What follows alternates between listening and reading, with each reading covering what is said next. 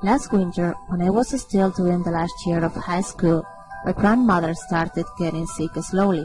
At first, she just felt tired, but with the passage of time, she was losing her mind, but nobody gave special importance to the issue because we thought it was consequence of age.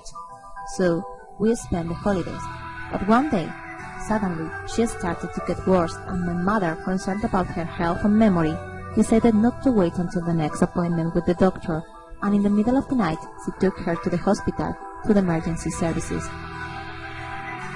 Once there, the doctors attended her, and due to her precarious condition, they decided to go her into hospital. They said to my mother that she had a really serious health. My grandmother had heart, respiratory, and kidney failure, and with respect to her memory, they said that it could be Alzheimer. She remained in the ICU for 10 days under strict surveillance. My mother spent all her time with her in the hospital, and also my grandfather was close to her all the time. But it went really bad for him because the nurses did not allow him to be left alone with her. He is a senior, awkward, deaf, and blind in one eye, and could not care for my grandmother if anything happened in the same way that my mother could do. When all this happened, I was at exam time and I had to study hard. I wanted to visit her every day as did the rest of her family, but my mother thought that I should not go there and waste my time for studying, because that was the most important course of my academic life, and I could not afford to fail any exam. In addition, my grandmother had always been proud of me, and I knew she would want me to be striving to achieve my goals. However, on Friday I decided to visit her because I could not bear the thought of not being with her. Prior to my visit, my mother, my father, and my brother had been telling me how she evolved day by day. We were all very worried about her because she was becoming increasingly worse, and she was saying more nonsense. They told me that my grandmother did not recognize my mother, that mistook her husband with her brother, and that she spoke of her mother as if she were still with us, even thought she had been dead for years.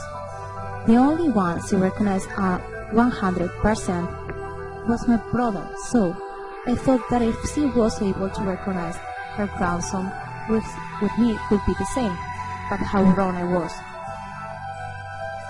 I went to visit her in the hospital with my aunt, and when we entered the room, we were greeted by her. However, my mother asked her if she recognized who we were, and she fell with me. I think that it was one of the saddest and most painful moments of my life. I could not understand how it was possible that the person who had brought me up and given me all her love was not able to recognize her own granddaughter. When I left the hospital, I returned home with my aunt, and when I got there, I burst into tears. At that time, I really thought she was going to die and she was not going to give me her love anymore. Nevertheless, a few days later, thanks to changes in medication that doctors held, she was improving rapidly and recovering her memory in a way that seems almost miraculous.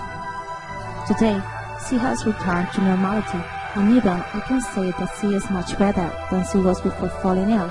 Now, she takes life with more vitality and joy than before, and it makes me really happy.